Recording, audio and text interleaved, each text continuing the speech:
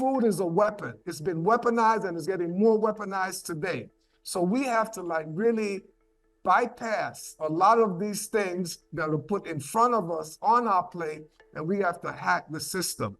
We can beat the aging process, the disease process. You don't have to be sick.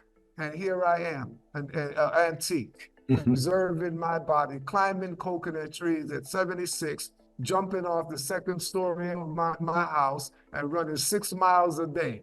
And I'm not sick. 20/20 vision. You don't have to be sick.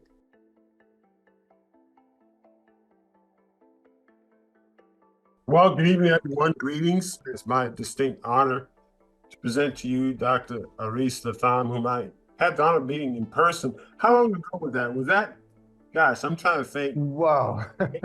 I think that was around 2014. Anyway, everyone, this is Dr. Latham. Dr. Aris Latham, many of you know him. He's a man who needs no introduction. He, Unsunfired Gourmet, is a world-renowned culinary innovator and health and wellness motivational speaker. And he has been creating recipes and eating raw vegan for more than 45 years. Dr. Latham believes that a diet consisting predominantly of seed-bearing foods, i.e. sun-cooked fresh vegetables, fruits, nuts, sprouted grains, and seeds is a healthier, life-sustaining option than diets high in animal protein and starches. So my first question is, where have you found the happy medium from the standpoint of keeping people on the most live food possible and keeping them away from dead foods? And when I say dead foods, even dead plant foods.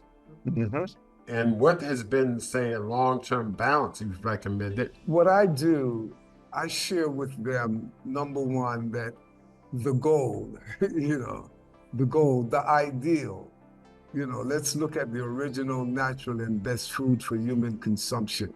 Look at what's on your plate. And the first thing that should come to your mind is that, whoa, I got to turn this into blood. A fast food hamburger. And you look at a salad plate with most of those ingredients in it. The lettuce, tomatoes, pickles, all of these things, even the meat in there. Number one, you have to make sure that you're consuming at least 20% raw food. It only takes 20% of raw food to process, digest, and assimilate 80% cooked food, even if it includes animal products. So for me, it's you as an individual taking ownership. They recommend 50% fruits and vegetables. Wow.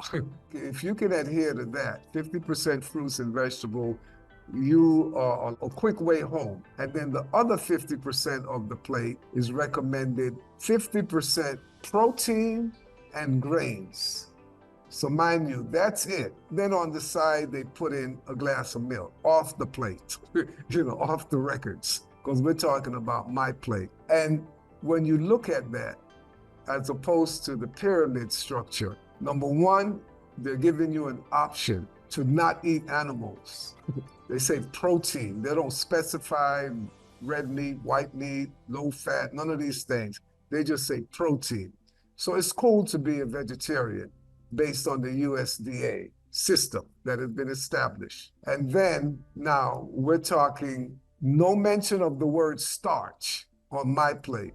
Grains, protein and grains as the preferred option for your complex carbohydrates, grains. Looking at our digestive system, and the way I look at my personal digestive system is that it's really a passageway through my body. So I'm supposed to take this plate that's in front of me, drop it down into this tunnel, and I'm gonna break it down. I'm gonna process it. I'm gonna grind it with my teeth. And I'm releasing all the necessary chemical gastric juices and all these things now. Besides the mechanical processing, I'm gonna do this chemical processing to break this down.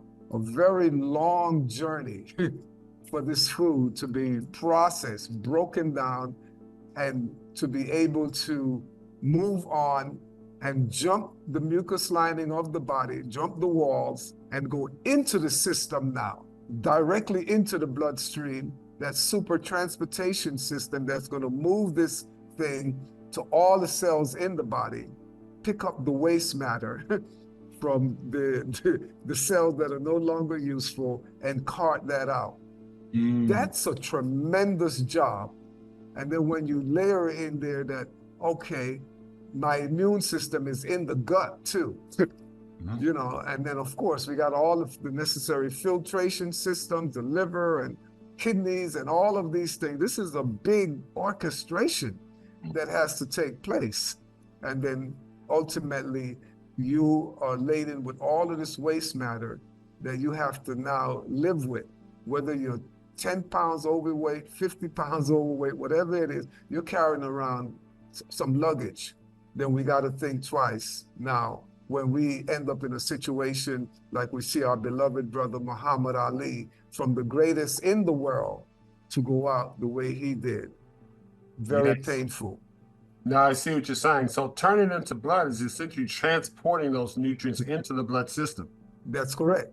It's been 54 years as of January of next year, 54 years that I've not consumed any animals. And I like to use that word very strongly because sometimes, you know, when we hear the word vegan and vegetarian, it's just not strong enough for us to see the association. So not eating animals for 54 years and not eating any dead food or cooked food for 48 years now, you know, and even going beyond even these simple, straightforward things that you see that's permeating society today, even water. 45 years now, I have not drank what we would call standard H2O water as you know it. My water has to come through a plant source. My water has to be filtered by a plant. So we're talking, you know, yeah, we do speak the English language, and when we call a bottle of water straight off of a tree, we call it coconut water. That is water, please. I'm glad you mentioned that. I want you to break that down I have my own set of theories, but I want to hear from you because I think you have much more insight on this. And I talk to my patients, they ask me what sort of water to drink. And I often say, ultimately, it should be plant-derived. And that's saying you should eat your water more so than drink your water. What's the magic in plants? So let's say, you know, some people say, okay, the water in the world is polluted. Everywhere you go, I don't care, cold springs, hot springs, you've done so much pollution in this planet that you get water from wherever is polluted. So what is magical about the plant such that it has the ability to filter this water the way we need it filtered? My personal belief is that the plants are partners. It's our connectors through into the rest of the universe. So if we cannot bypass the plants and live optimal, you know, healthy life, the human system, the way it's been designed, it really was not designed to be sick. You know, we must have violated some very profound principles of life, of living, to end up sick, and especially the way we are sick today. There are three essential nutrients in this life, food, that we cannot do without. Number one is sunshine. We are to be eating the sun. But of course, you know, we can't just jump up and grab a bite of the mighty sun. So we're here, you know, on planet Earth, waiting for some sparks of the sun to drop for us. So what we're talking about is the foods that are coming from plants, from the trees. So yes, this is how we're supposed to be eating the sun. Eating these foods, what we're looking to do is a direct transference of the solar energy of these foods into our body. Number two nutrient is oxygen.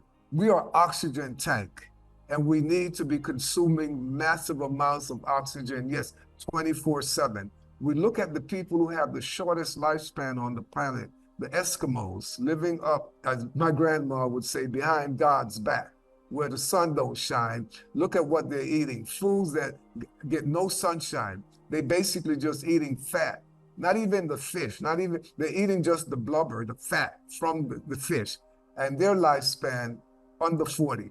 and see how we are living in environments that are challenging us to basically being on a collision course with Mother Nature, without adequate sunshine, without adequate oxygen. And now, number three, the most critical nutrients. Yes, it is water, but we're talking living water directly from the plants. As I mentioned, coconut water. And the coconut tree is rooted down into the earth. You see, they grow predominantly by the seashore. So they are drawing water out of the sea, the most mineral-rich body of water anywhere on the planet, out of the sea, and they're processing it. It's filtering it. And the great engineer is the sun. And then if you get now the young coconuts that have no meat developed in them, they have more electrolytes than any other food on the planet in its natural state. When I'm talking the young coconut, that is the young water coconut, 100% water. They're bottled waters, and you see how they grow. But if we don't have them, yes, the next best alternative would be the fruit that is 99% water. And we call it appropriately, accordingly, a watermelon. So when I say I don't drink water for 45 years, it's water as you know it. H2O, unstructured. We're dealing with structured water, structured by the plant, and it's now more compatible with our system. And the water that we really should be drinking is what I call sky juice, or in Jamaica, they call it sky juice, but rainwater. That's distilled water. Okay. Because it has no minerals. Okay. It's pure, clean, clear water, no additives at all. But of course, today, living in polluted planet Earth, acid rain, all of these things is a big factor. And then also for people like us living in a place like the US, where it's illegal for you to harvest water from your own rooftop. Yeah, so, but the deal is now, when that water falls from the sky and it hits the earth and it starts penetrating into the earth now we know water, everywhere it moves, it picks up elements.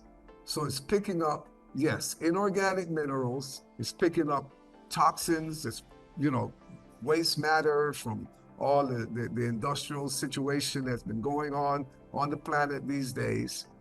So we take it and we process it. We filter it, reverse osmosis, alkaline water, big alkaline machine in our house, all of these things. But nature took care of that from the beginning. So a coconut tree is a distiller. This chart, I've been working with this chart since 1979. So we have the fruits, the proteins, the vegetables, and the starches, or the complex carbohydrates right here, the starches. Then here we have the simple carbohydrates, which are fruits. And then at the bottom, next to the starch, you have the protein. These two we call magnetic foods, very low in moisture. Some of them not a drip of water. And on the top, you have the ones that have the electrical energy. So the fruits, I term them electrical because of the high moisture. And of course, yes, they're classified based on their high sugar content as well. Because ultimately, as a simple carbohydrate, this is the star of our menu here. Once you start looking at food now and water from this perspective, the whole world goes upside down. Well, great. Thank you very much, guys. It's been a wonderful night. Dr. Zahn, we'll be in touch. This is not a goodbye, but we'll see you later. But anyway, thank you very much for your insight, your wisdom. You're welcome, and thank you so much for this wonderful opportunity to share with our community. Much love to you and everyone else. Really appreciate you coming in and joining us this evening.